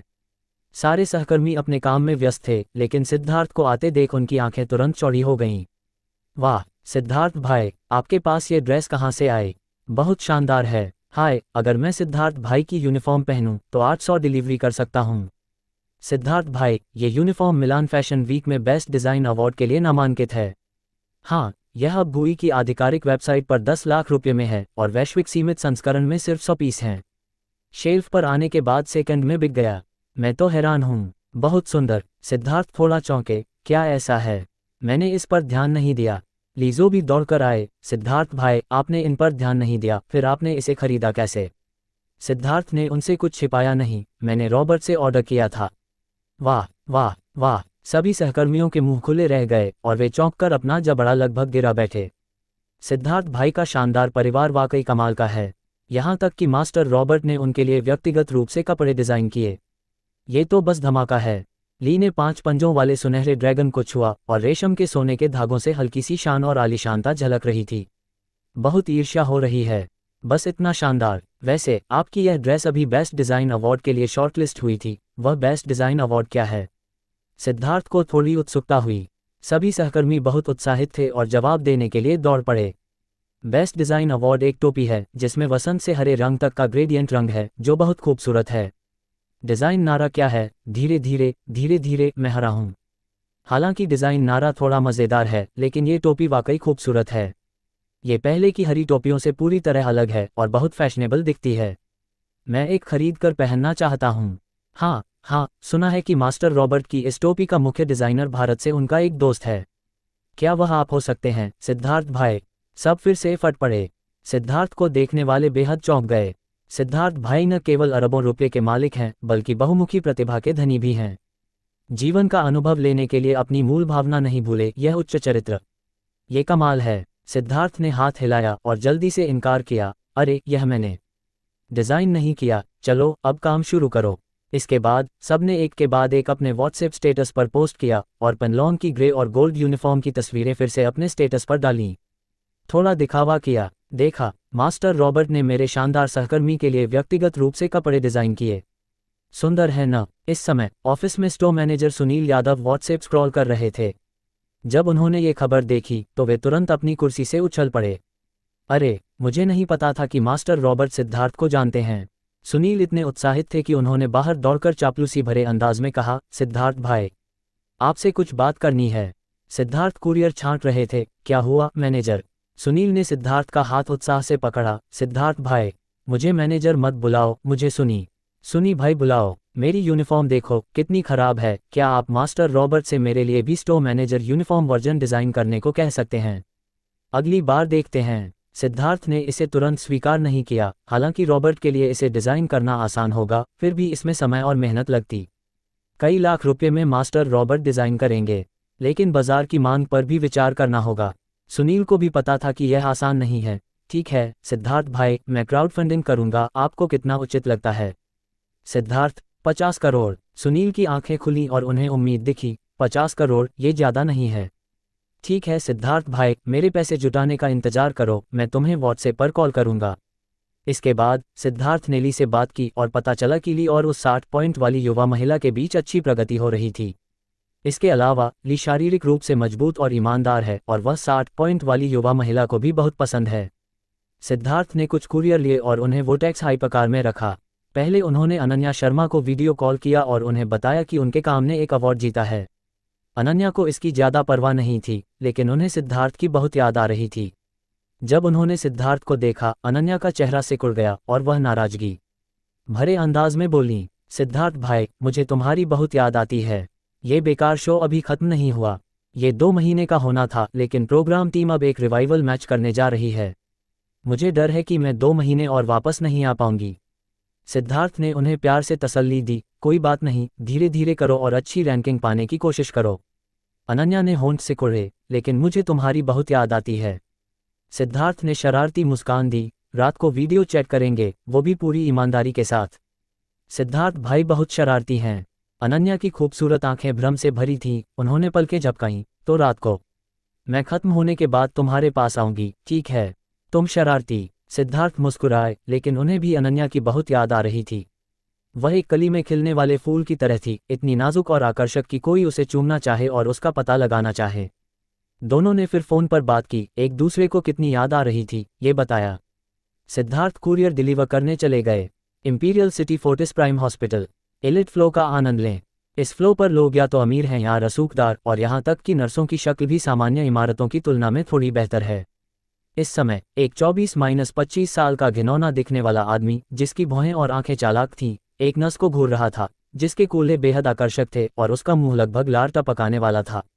वह चुपके से उसके पीछे गया, बस उस नर्म कूल्हों को छूने के लिए हाथ बढ़ाने ही वाला था, कुछ गलत करने के लिए। अचानक एक और हाथ निकला और उसका हाथ सीधे पकड़ लिया। खटाक! आह! घिनौना आदमी चिल्लाया, मेरा हाथ टूट गया, मेरा हाथ टूट गया। तुरंत सबका ध्यान उसकी ओर गया। नैना ने नस की ओर देखा और समझाया, ये तुम्हारा फायदा उठाना चाहता था, इसलिए मैंने ऐसा किया। नस का नाम फी था। वह लंबी थी, 36D, 105 सेंटीमीटर की बड़ी सफ़ेद टांगें, और उसकी फिगर शानदार थी। रूढ़िगत अनुमान से 93 अंक और चेहरा भी 90 अंकों का था। इसके अलावा नस की यूनिफॉर्म का आकर्षण ऐसा था कि लोग हिल जाएं और अपराध करने का मन करे। फी ने सिर हिलाया और हल्के से मुस्कुराई, नैना दीदी, मुझे आप पर भरोसा है। बकवास! घिनौना आदमी नैना को घूरता हुआ बोला, मैं तो बस वहां से गुजर रहा था और तूने मेरा हाथ तोड़ दिया। मुआवजा दे, अभी मुआवजा दे, वरना मैं अपने पापा से तुझे मुकदमा करने को कहूंगा। सभी नर्सें और डॉक्टर, जिन्होंने इसे अपनी आंखों से नहीं देखा था, हंगामा करने की हिम्मत नहीं कर रहे थे। नैना को भी गुस्सा नहीं आया और ठंडे स्वर में बोली, सुरक्षा फुटेज देखो, अगर मैंने गलत समझा तो मैं मुआवजा दूंगी। घिनौने आदमी ने कैमरे की ओर देखा, लेकिन ठंडी हंसी के साथ बोला, ठीक है, फुटेज देखो, फुटेज देखो। मामला बिगड़ गया। डॉक्टर तुरंत फुटेज लेने गया, लेकिन ये गलियारा संयोग से कैमरे के ब्लाइंड स्पॉट में था। अब मामला अटक गया। अब फुटेज देख लिया, तुम्हें क्या कहना है? घिनौना आदमी आत्मसंतुष्ट दिख रहा था। फी भी हताश थी, उसका सुंदर चेहरा चिंता से भरा था। उसने दांत पीस कर कहा, नैना दीदी, मैं मुआवजा दे देती हूँ। जरूरत नहीं, नैना ने मना किया और घिनौने आदमी को ठंडी नजरों से घूरा, तुम जितना कहो मैं उतना दूंगी। घिनौने आदमी ने मुंह टेढ़ा किया, बेहद घमंडी था। तुम्हें इस हॉस्पिटल का पता है? एक छोटी सी जांच में हजारों रुपए लगते हैं। मेरा हाथ जो तूने अभी तोड़ा और मानसिक नुकसान का मुआवजा कुल 15 लाख। नर्सें और डॉक्टर फुसफुसाने लगे, ये 15 लाख थोड़ा ज्यादा लगता है, लेकिन कोई उपाय नहीं, कोई सबूत नहीं है, कैमरा कुछ नहीं पकड़ पाया। अगर नैना दीदी ने गलत समझा हो तो? हाँ, ये सच है कि नैना दीदी ने राव का हाथ तोड़ा। हाय, इतने सुंदर सिद्धार्थ भाई ने ऐसी हिंसक गर्लफ्रेंड कैसे चुन ली? हाँ, सिद्धार्थ भाई की पसंद बहुत खराब है। ये सुनकर नैना को बहुत बुरा लगा और उन्हें लगा कि वह सिद्धार्थ के लायक नहीं है। हालांकि वह बाहर से ठंडी और मजबूत दिखती थी, लेकिन ये शब्द उनके दिल में चाकू की तरह चुभ रहे थे। उन्होंने अपना बैंक कार्ड निकाला। 15 लाख तो 15 लाख। घिनौना आदमी कार्ड लेने ही वाला था, लेकिन बैंक कार्ड को समय पर आए एक और शख्स ने छीन लिया। सिद्धार्थ को कुरियर यूनिफॉर्म में देखकर घिनौना आदमी तुरंत गुस्से में आ गया। तू कौन है? मेरे पैसे क्यों छीन रहा है? सिद्धार्थ ने उससे बकवास नहीं की और सीधे पीछे से एक थप्पड़ जड़ दिया। थप! अचानक पूरा माहौल शांत हो गया, बेहद शांत। घिनौना आदमी हक्का बक्का रह गया। उसने अपने लाल हुए चेहरे को पकड़ा और अविश्वास में बोला, तू एक कुरियर होकर मुझे मारता है? तुझे पता है मेरा पापा कौन है? सिद्धार्थ ने सीधे अपनी विशेष पुलिस आईडी निकाली और ठंडे स्वर में बोला, मुझे परवाह नहीं कि तेरा पापा कौन है, तू यहाँ से तुरंत निकल। विशेष डिटेक्टिव। हाय, यह क्या है? कुरियर कपड़े पहनकर डिटेक्टिव। घिनौना आदमी तुरंत जम गया और लुढ़कता हुआ भाग गया। सिद्धार्थ ने नैना का हाथ पकड़ा और भीड़ का सामना किया। मैं तुम सबको बता रहा हूँ, मैंने अपनी गर्लफ्रेंड चुनी है, भले ही वह किसी को मारे, वह गलत नहीं है।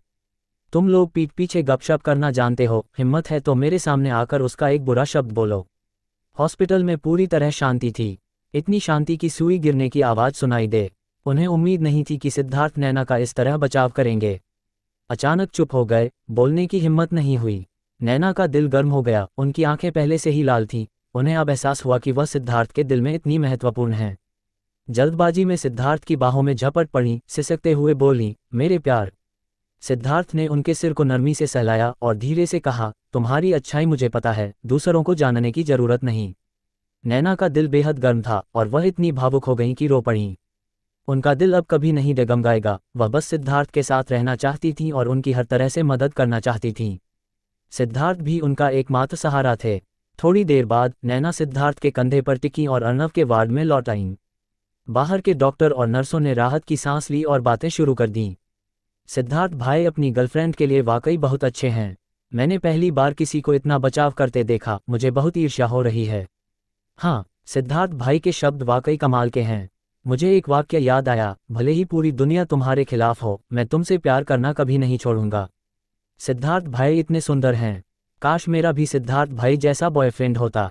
जिन लोगों ने नैना को पहले गाली दी थी, वे शर्मिंदगी से लाल हो गए, जैसे उन्होंने कॉकरोच खा लिया हो। नसफी ने भी सिद्धार्थ की पीठ को प्रशंसा भरी नजरों से देखा, मंत्रमुग्ध होकर। वह भी बहुत ईर्ष्या करती थी कि नैना को इतना शानदार बॉयफ्रेंड मिला। वार्ड में नैना की लंबी घुमावदार पलकों पर आंसू भरे थे और उन्होंने सिद्धार्थ को प्यार भरी नजरों से देखा। हनी, तुमने मुझसे नहीं पूछा कि क्या हुआ? सिद्धार्थ ने उन्हें दृढ़ता से देखा, पूछने की जरूरत नहीं, तुम निश्चित रूप से सही हो। अगर तुम गलत भी हो तो मुझे माफ मत करना, मैं तुमसे बहुत प्यार करती हूँ। नैना ने सिद्धार्थ की गर्दन को गले लगाया, हल्के से पंजों पर खड़ी हुई और चूम लिया। उम्मा, आह, दोनों जीभें आपस में मिलीं, जैसे आसपास कोई हो ही ना। नर्म, नम, यह एहसास बहुत अच्छा था। अर्नव ने देखते ही तुरंत सोने का नाटक किया। थोड़ी देर चूमने के बाद दोनों अनिच्छा से अलग हुए। आखिर यहाँ अर्नव था। अगर अर्नव न होता तो सिद्धार्थ नैना को यही सजा दे देते। सिद्धार्थ ने भाई बहन के साथ थोड़ी देर बिताया, फिर पहले चले गए। जाने से पहले उन्होंने नैना से कहा, अगर कोई बात हो तो मुझे कॉल करना, अपने आप को नाराज मत होने देना। सिद्धार्थ के जाते ही नसफी अंदर आई। ये कहानी जारी रहेगी, मिलते हैं अगले एपिसोड में। अगर आपको ये कहानी अच्छी लगी है तो हमारे चैनल को लाइक, शेयर और सब्सक्राइब करें।